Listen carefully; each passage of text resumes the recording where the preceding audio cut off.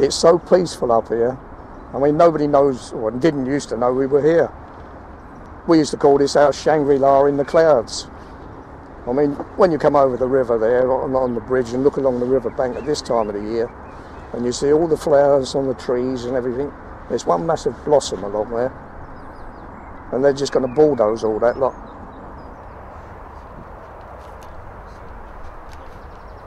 We thought we were here forever. We thought we were assured that this was always going to be an allotment. Thought this was going to be for life.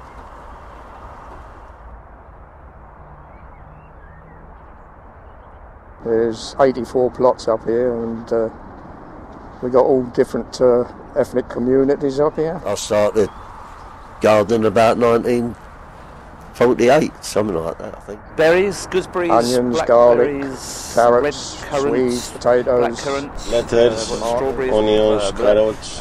Greek Cypriots, West Africans, Caribbean people. You name it, we've got it. And it's quite a large space for one person to keep digging all year. Because you can feel all the crumbs and the stones in there. Which I don't mean. That's all wet and they're all moisture, which means they're fertilised as well. But these ones have got more, what do you call them? More richer soil processes inside. So if I just break it up. Cool, I think if I had to sit indoors all the week, I think I'd go mental. Couldn't do that.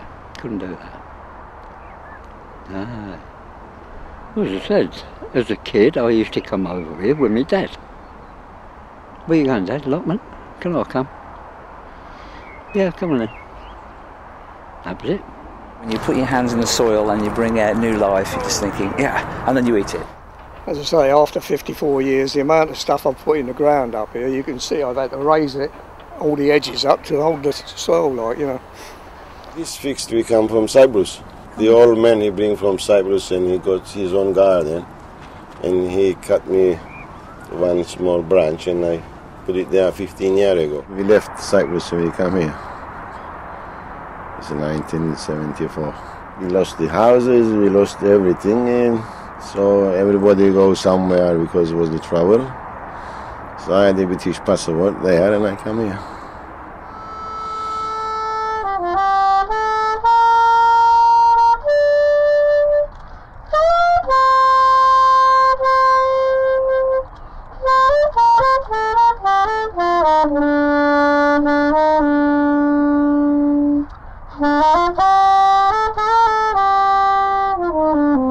The Major Villiers, he served in the First World War, and I think he was decorated.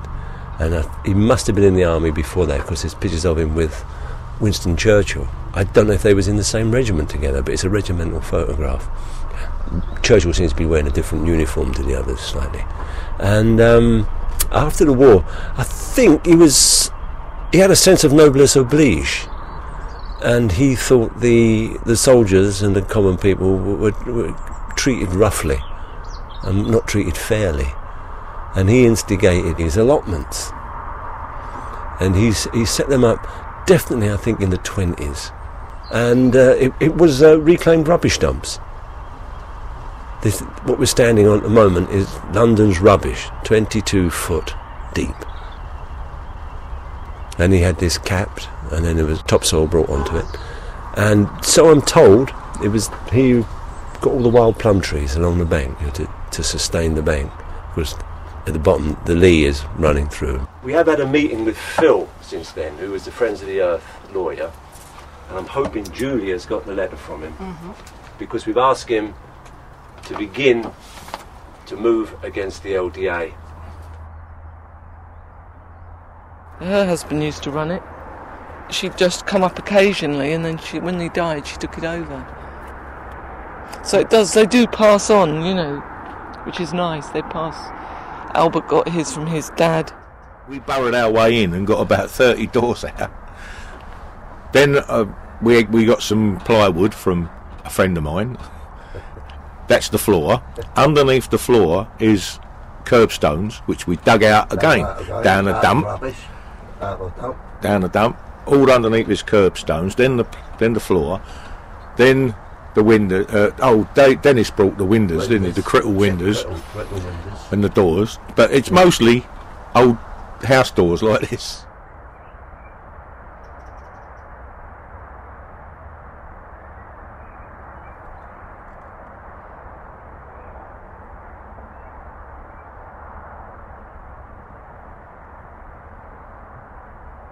Bilir misin ki ticaretini yapıyorlar mı sanıyorum. Olabilir değil mi? Bayağı öbür ayağında siz.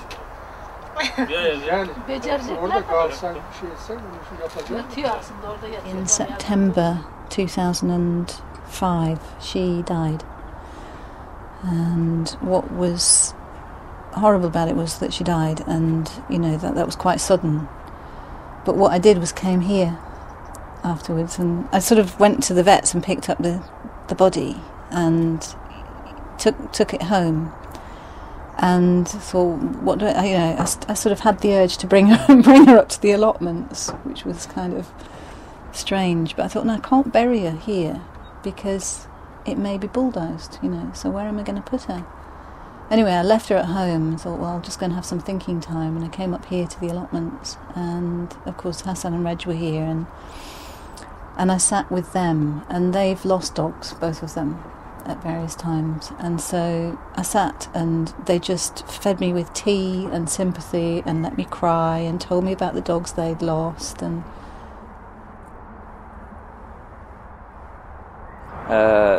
I'm sure when people are put under a lot of pressure and they feel very suicidal or something, it's a really healthy way just to come and be and dig and you feel something about connection with you and the planet rather than society and the smoke and the city. After a good 3 or 4 hours of digging, he said sit down there in the sun, listen to the cricket, the test match was on, particularly the West Indies, and he'd sit there with his special brew, Carlsberg special brew, and the cans would just go down there. Towards the end of the afternoon he was happy. But letters have been exchanged. I think we've sent one to the LDA have replied, and I've also got a reply to the letter asking why they didn't attend our meeting at Hackney Wick. And it's not much to read. I don't know if you want me to read it all.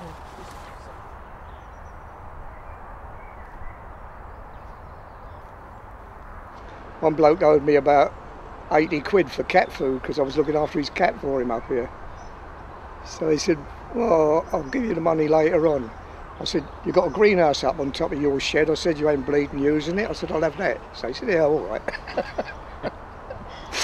I quite like the smell of cabbage as well, when you get nice fresh cabbage. I think I practically love everybody. I don't hate nobody. That's right. I do know that. I don't hate anybody. So he said, we want to come in and cut the trees down. So I said, no way you're cutting trees down here while we're here. So he said, oh, it's up the back. We thought we were here forever. We thought we were assured that this was always going to be an allotment due to the Villiers Agreement. And a couple of people said to me, I hope to have my ashes scattered up here. I thought this was going to be for life.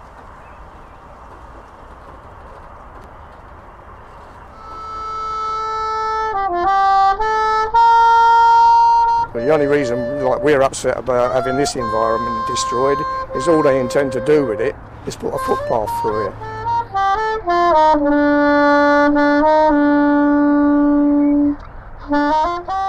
As I say, I'm not anti-Olympics. If people want to run round in circles on a track for 2 weeks, that's entirely up to them. But as I say, as far as I'm concerned, they're destroying my way of life, and I don't like that.